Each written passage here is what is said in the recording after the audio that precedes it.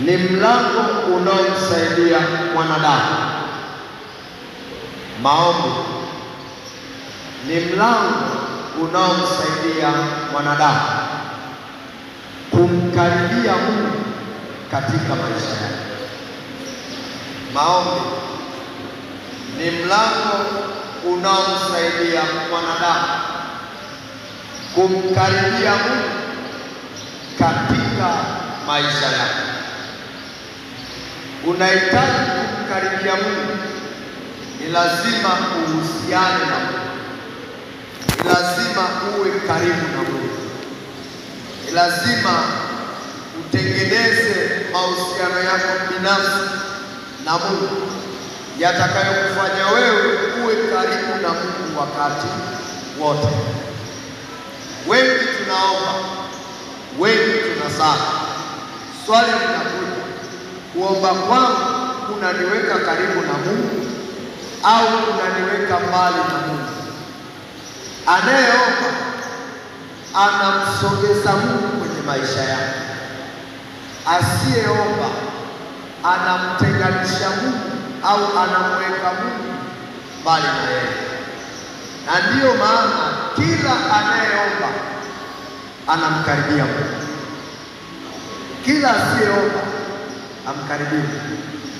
Badala yake yule asiyeomba, au inawezekana ukawa unaomba lakini kuomba kwako unaomba kikawaida, unasali kikawaida, unaongea kikawaida. Maanake hata Mungu utakayemwomba utamwona ni wa kawaida. Msifu Yesu Kristo. Ili uweze kumwona Mungu yuko karibu na wewe, ni lazima kwanza wewe utengeneze mahusiano ya karibu na Mungu yatakayokufanya wewe uwe karibu na Mungu wakati wote. Na ili umuone Mungu akijifunua kwako, akikutembelea, ni kule kuwa karibu na Mungu. Hauwezi kuwa karibu na Mungu na ukamwona Mungu akikutembelea kama umbali wako na Mungu uko mbali. Msifu Yesu Kristo. Ulize mwenzako, kuomba kwako kuna kufanya kuwa karibu na Mungu? Kwa sababu wapo wanaoomba, wapo wanaosali, wapo wanaofunga. Swali linakuja, ninakuwa karibu na Mungu au ninakuwa mbali na Mungu? Na aina ya maombi ninayoyaomba yanamvuta Mungu karibu au yanamweka Mungu karibu au yanamweka Mungu mbali? Kwa ni muhimu sana kujua aina ya maombi unayoomba ni yanaufanya moyo wa Mungu kuwa karibu na wewe au yanaufanya moyo wa Mungu kuwa mbali na wewe. Sababu kila anayeomba anamkaribia Mungu. Kwenye kitabu cha Waebrania ile sura ya 4 aya ya 16, kitabu cha Waebrania ile sura ya 4 aya ya 16 anasema, basi na tukikaribie kiti cha neema kwa ujasiri. Anasema basi na tukikaribie kiti cha neema kwa ujasiri, ili tupewe rehema, ili tupewe rehema. Sasa unisikilize, kuna mahusiano makubwa sana kati ya mwanadamu na ukaribu wa Mungu, na ndiyo maana mahusiano yako ni muhimu sana kujiuliza kujihoji, yananifanya niwe karibu na Mungu au yananifanya niwe mbali na Mungu? Na ndiyo maana Paulo anaanza kutuambia basi na tukikaribie kiti cha neema, au kwa lugha nyingine tumkaribie Mungu mwenye hiyo neema. Ulize mwenzako, wewe unamkaribiaga nani? Kuna watu huwa wanakaribia biashara, wanakaribia ndoa, wanakaribia mambo mengine, lakini so Mungu anatualika sote kwa pamoja tumkaribie yeye. ili tupate neema, na ndani ya hiyo neema kitazalishwa kitu kinachoitwa rehema, na rehema hiyo itazalisha kitu kinachoitwa neema itakayokusaidia wakati wa mahitaji. So nisikilize vizuri, wakati unahitaji kutoka kwa Mungu, huo unaombaje? Wakati unahitaji, moyo wako unahitaji kitu kutoka kwa Mungu, moyo wako na shauku ya kutamani kupata kitu kutoka kwa Mungu. So moyo wako unakuwa na wewe unahitaji. Je, hitaji lako ni la neema au umepata neema machoni pa Bwana? Halo, msikie Yesu Kristo. Ndio maana hapo mwanzo nikasema maombi ni mlango wa neema ya Mungu kukutembelea. Maombi kwa lugha nyingine tunaweza tukasema ni sehemu ya maisha yako wewe na Mungu, ambao wakati wote, majira yote, Mungu anakutembelea. Tukija kwangu mimi na wewe, swali la kwanza kujiuliza kwetu, je, Mungu anatutembelea? Mungu anakutembelea wakati wote? Mungu ana kawaida ya kukutembelea? Na wewe una kawaida ya kuhusiana na Mungu wakati wote, kumkaribia Mungu, kumsogelea Mungu wakati wote, uwe wakati wa mahitaji na uwe wakati usiohitaji? Wengi tunamkaribia Mungu, wengi tunamkaribia Mungu wakati ambao tunahitaji vitu kutoka kwa Mungu. Kweli sio kweli? Halo, uliza mwenzako, wewe unamkaribia Mungu wakati unahitaji kutoka kwake? Halo, tumsifu Yesu Kristo. 90% ya wengi tunamkaribia Mungu kwa sababu tunahitaji vitu kutoka kwake. Hatumkaribii Mungu kwa sababu tunamhitaji, ila tunamkaribia Mungu kwa sababu Mungu anacho cha kunipa. Kama hana, simkaribii. Ulize mwenzako, wewe uko hapa kwa sababu gani? Kwa sababu ya kitu ambacho alichokuwa nacho Mungu, au kwa sababu ya vile ambavyo unavyohitaji kutoka kwa Bwana? Tumsifu Yesu Kristo. Tumsifu Yesu Kristo. Kristo, pigie Yesu makofi mengi mengi. Sasa walio wengi tunamkimbilia Mungu au tunakuwa karibu na Mungu kwa sababu ya vile alivyonavyo Mungu. So muulize jirani yako, je, ukipata kile alichonacho Mungu, Mungu atakufaika nini juu yako?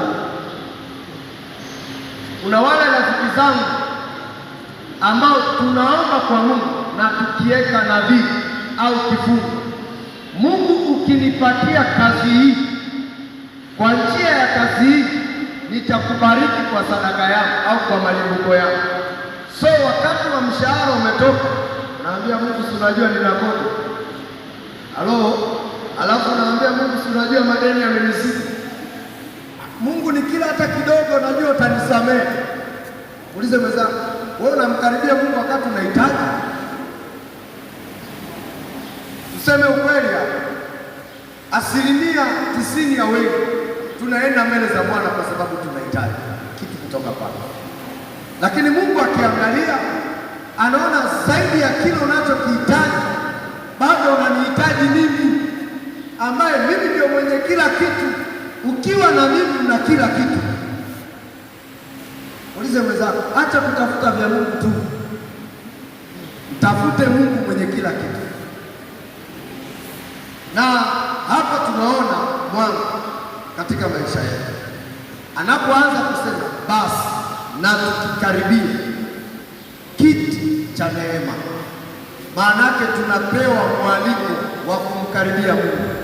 Mungu anatualika sote tumkaribie yeye, tuwe karibu na yeye. Alafu tukiwa karibu naye, jambo ambalo tutakalolipokea kutoka kwake ni neema iliyo ndani ya Mungu. Halo, Msifu Yesu Kristo. Muulize mwenzako, tangu umeanza kuomba, mwambie mwenzio, tangu umeanza kuomba na neema uliyoipata ndio kile ulichotakiwa kuwa nacho. Halo, wengi utakuja kugundua kwamba tuliomba na kile ambacho tunacho ni vitu viwili tofauti na kile tunachoomba. Halo, msifu Yesu Kristo. Sasa unisikilize, tuangalie kipengele kinachofuata na jambo ambalo tutakalo nielewa. Namba A, ili umkaribie Mungu,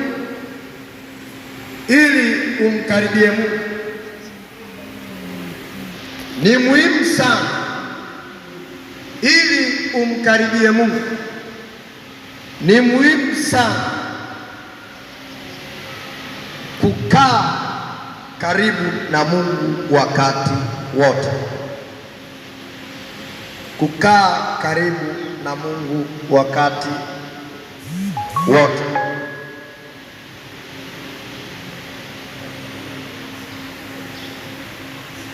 Na kila unapoomba unakikaribia kiti cha neema. Kila unapopiga goti mbele za Bwana, unapomwambia Bwana, niko mbele zako, niko mbele ya madhabahu yako, maana yake unaendelea kuchochea neema uliyopewa machoni pa Bwana.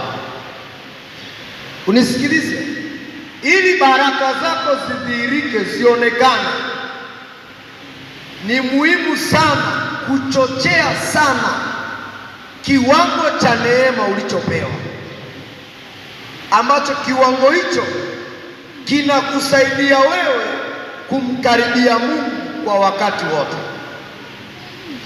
Taona kwenye kitabu cha Kutoka ile sura ya 33, wanapenda sana kutumia Kutoka sura ya 33 aya ya 12 hadi aya ya 18.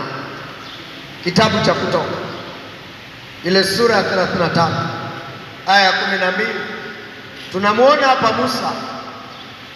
Yeye alipata neema ya kumkaribia Mungu, na neema hiyo ilimwezesha Musa kuongea na Mungu waziwazi. Kama hivi tunavyoongea, Musa alipata hiyo neema. Musa akamwambia Bwana. Musa akamwambia Bwana, angalia, wewe waniambia wachukue watu hawa. Angalia, wewe umeniambia niwachukue watu hawa, nawe hukunijulisha ni nani utakayemtuma pamoja nami. Na wewe Mungu hukunijulisha ni nani utakayenituma pamoja nami. Walakini umesema na kujua jina lako, nawe umepata neema mbele zangu. Unasikia? Musa kilichomsaidia kuhusiana na Mungu, kuwa karibu na Mungu, ni ile neema aliyoipata machoni pa Bwana. Halo, ulize mwenzio, wewe umepata neema machoni pa Bwana? Tena mkazie macho. Musa akamwambia Bwana, angalia, wewe umeniambia niwachukue watu hao, nao hukunijulisha ni nani utakayenituma pamoja nao. Walakini umesema na kujua jina lako, nawe umepata neema mbele zako. So Musa anaanza safari mpya aliyopata neema machoni pa Bwana. Lakini safari hii tunaona ombi la Musa, mstari wa 13 anasema, basi sasa nakuomba, ikiwa nimepata neema mbele zako, nioneshe njia zako, ili nipate kukujua. Halo. Ili nipate kukujua. Na huku nyuma tukaona neema uliyoipata machoni pa Bwana inakusaidia kuzijua njia za Bwana, lakini kumjulisha Mungu kwenye maisha yako. So nisikilize, ulize mwenzio, neema ya kuomba ulionayo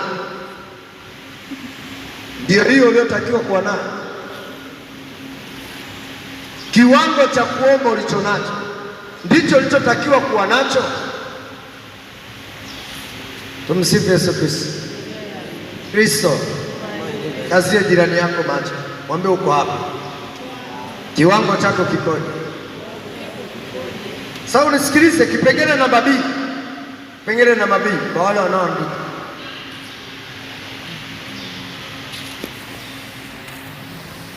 Katika kumkaribia Mungu,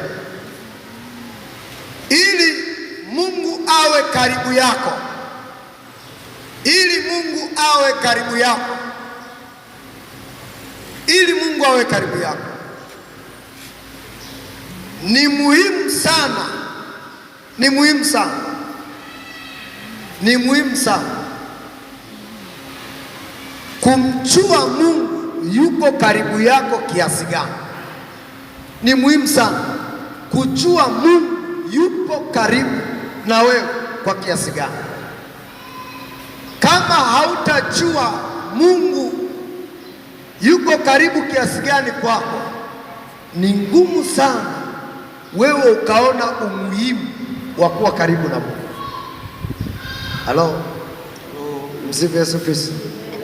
Wengi tumeshindwa kuwa karibu na Mungu ni kwa sababu hatujui Mungu yuko karibu kiasi gani na sisi,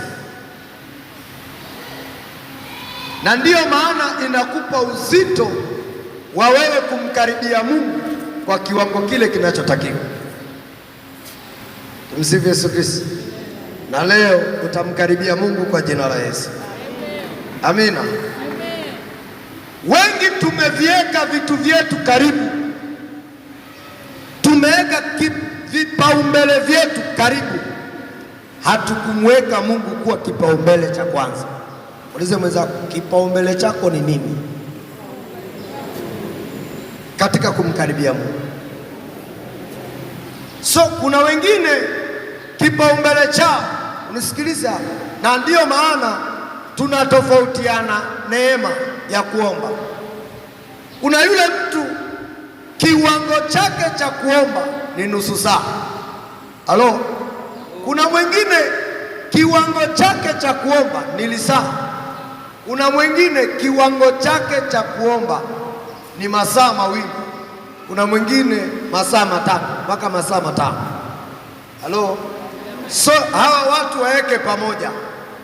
Yule mwenye kiwango cha nusu saa, mwenye kiwango cha lisali moja, masaa mawili mpaka matano. Wakati yule ambaye mwenye kiwango cha nusu saa ataomba, kiwango chake kikiisha, maombi yanakatika, hawezi kuendelea kuomba. Kwa atabaki kukutazama wewe unayeomba lisali zima. Wewe lisali zima utaendelea kuomba, unisikilize vizuri, utaendelea kuomba. Mwisho wa siku utakuwa kikwazo kwa yule mwenye nusu saa, kwa sababu yule mwenye nusu saa anataka amalize akalale. Wewe unapambana lisaa limoja, na yule wa lisaa limoja anapambana, amemaliza, anakuja yule masaa mawili anapambana naye. Mwisho wa siku anakuja yule masaa matano. Ulize mwenzako, mtakuwa sawa? Sasa unisikilize vizuri. Kuna aina ya watu tunatafuta watu wa kuambatana nao, kutembea nao kwenye maombi. Ni muhimu sana kujijua kiwango changu ni cha nusu saa au ni saa, kwa sababu ukimtafuta yule wa lisaa lazima mtakwazana tu, mtakasirikiana, hakutakuwa na maombi. Aidha ni mmojawapo akubali kushuka chini, muende sawa katika uwiano. Halo, kwa sababu utakapoomba wewe umemaliza nusu saa yako, utamsikia ya nusu saa, bwana naomba sana. Kwani umalizi? Halo, msifu Yesu Kristo. Atakuja yule masaa mawili, ndugu yangu, hata kama toba yenyewe nimefanya sana, nimeomba kila, nimevunja vyote, vimeisha kichwani, ndugu ona vipata wapi? Ngoja nikalale, utanikuta kitandani. Msifu Yesu Kristo. Ni kwa sababu tumetofautiana aina ya kiwango, aina ya neema. Halo, na kuna yule ambaye ana uwezo wa kufunga tatu kavu pasipo kunywa hata maji, kula chochote. So njoo wewe mwenzangu na mimi, tatu kavu So mnaingia kwenye faragha, kiwango chake cha kufunga masaa 12, alafu analazimisha 3 kavu. Subiri hapo, raha milele mpe Bwana. Maombi yaendelei. So mnaendelea na maombi, anawaza tumboni, tumbo linapiga kelele. We mzee hapo utoboi, pozesha na chai. Ulize mwenzako, wewe kiwango chako kikoje? Mwangalie kwa macho kabisa, mwambie wewe kiwango chako kikoje? Wenzangu, kiwango chako kipo vipi? So Musa anaenda kiwango alichokuwa nacho. So Musa alikuwa na uwezo wa kukaa siku hata 40 mlimani, anakaa anaongea na Mungu. Wewe siku 2 zimekuchosha. Msifu Yesu Kristo. Na rafiki zangu huwa nawapendaga sana, na huwa tunaongozaga maombi kwenye grupu. Wengi hawajajua kwa nini tunapataka ile neema ya kuandika maombi marefu sana. Usifikiri ni kazi ndogo.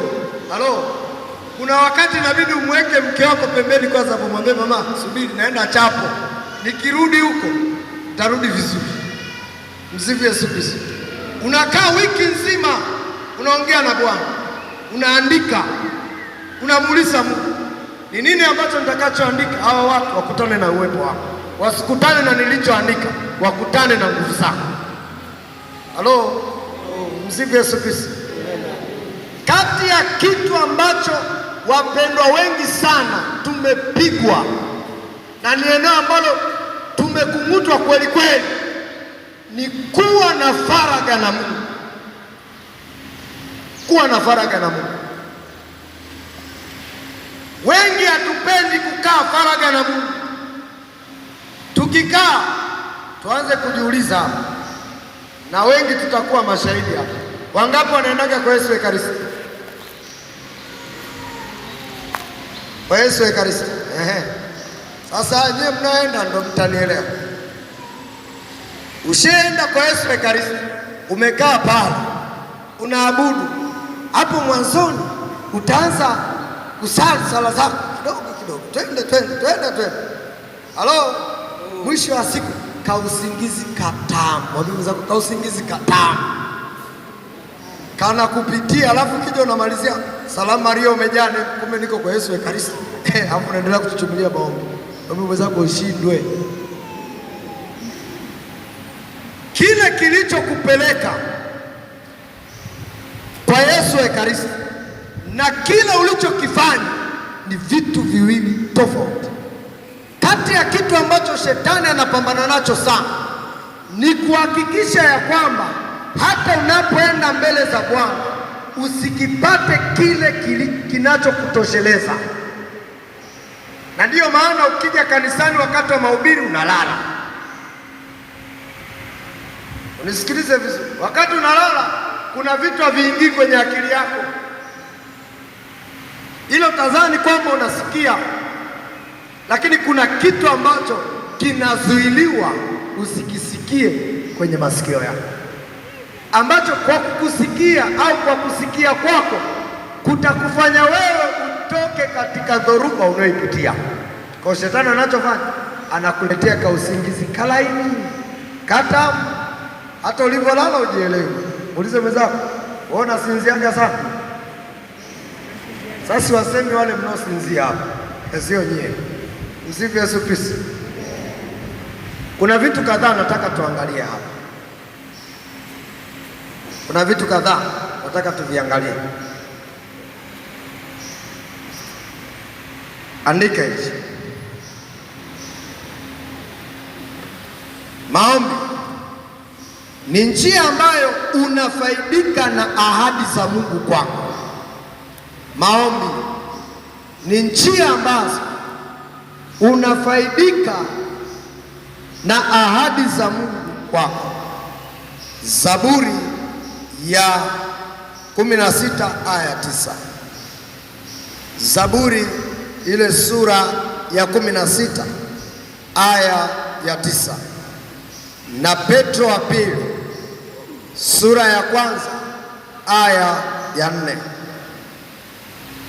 na unisikilize vizuri, kwa kila anayeomba anapata faida za kufaidika na ahadi ambazo Mungu amemwahidia, na anapata urithi mzuri, faida nzuri kutoka kwa Bwana. Nitaomba msomaji ataniangalizia Petro wa pili aya ya kwanza, sura ya kwanza aya ya 4. Petro wa pili sura ya kwanza aya ya 4. Anasemaje? Tena kwa hayo umetukirimia ahadi kubwa mno. Anasema tena kwa hayo ametukirimia ahadi kubwa mno za thamani. Anasema tena kwa hayo anatukirimia ahadi kubwa na za thamani. Halo, unisikilize vizuri, kwa kila anayeomba kuna ahadi kubwa kwenye maisha yako, tena ni ya thamani sana. Mwambie mwenzako, wewe ni wa thamani machoni pa Bwana. Changamoto itakuja hapa ni kwamba unaenda mbele za Bwana kwa vile ambavyo Mungu amekukirimia, na katika kile ambacho Mungu amekukirimia, unisikilize vizuri, aliye karibu na Mungu ndani yake hana haja ya kuomba ahadi za Bwana, ila Mungu anatimiza ahadi zake. Sijui kama tunaelewana. Yule ambaye anayemuomba Mungu ajifunue kwake, awe ndani yake, udhihirisho wake uwe kwake, na umemweka Mungu karibu, una haja ya kumwambia Mungu, ninaomba zile ahadi ulizoniahidia. Zile ahadi za Mungu zinakuja kama sehemu ya maisha yako, tena ni ahadi za thamani. Mwambie mwenzako, umepoteza vingapi vya thamani? Wengi hatujui vile vya thamani tulivyo navyo machoni pa Bwana, ila tunavitaka vya thamani vilivyoko ndani ya Mungu, lakini hatumtaki Mungu mwenye kila kitu cha thamani, ambaye kwa yeye anapoishi ndani yetu, anapokaa ndani yetu, tunavipata vyote vya thamani. Kwa nini? Ni ahadi yake. Unisikilize vizuri, kuna aina ya maombi huna haja ya kuomba, unamwambia Mungu, ahadi yako umenikirimia vitu vya thamani. Na tena ni endelea hapo, kuna kitu takuonesha, ili kwamba kwa hizo mpate kuwa washirika wa tabia ya uungu. Anasema ili kwamba kwa hizo ahadi za thamani tupate kuwa washirika wa uungu. Maana yake kwa lugha nyingine, una nafasi kubwa sana machoni pa Mungu inayokufanya uwe kitu kimoja na Mungu, na wewe ni Mungu anayeishi hapa duniani. Kwa mimi ningempigia Yesu makofi mengi mengi, kwa sababu tumepewa cheo. Baada ya Mungu ni wewe. Halo, na ndiyo maana kwa kinywa chako una uwezo wa kuumba mambo yakawa. Kwa nini? Una nafasi ya uungu ndani yako, una ile nguvu ya kimungu ndani yako. Muulize mwenzako, umeitumiaje hiyo nguvu uliyopewa? Tumsifu Yesu Kristo. Kuna vitu ambavyo kwenye maisha yako unahitaji sana thamani ya Mungu, heshima ya Mungu kwenye maisha yako, itakayomdhihirisha Mungu kwenye maisha yako. Watakao kutazama waseme, kweli huyu mtu anaye Mungu kwenye maisha yako, na hajavipata kwa nguvu zake, ni kwa sababu ndani ya moyo wa Mungu wewe ni wa thamani. Halo, na ndiyo maana kwenye kitabu cha Isaya ile sura ya 45 aya ya 4 anasema, kwa kuwa ulikuwa wa thamani machoni pangu na mwenye kuheshimiwa, nami nimekupenda. So sote kwa pamoja tu wa thamani machoni pake. Halo, ulize mwenzako.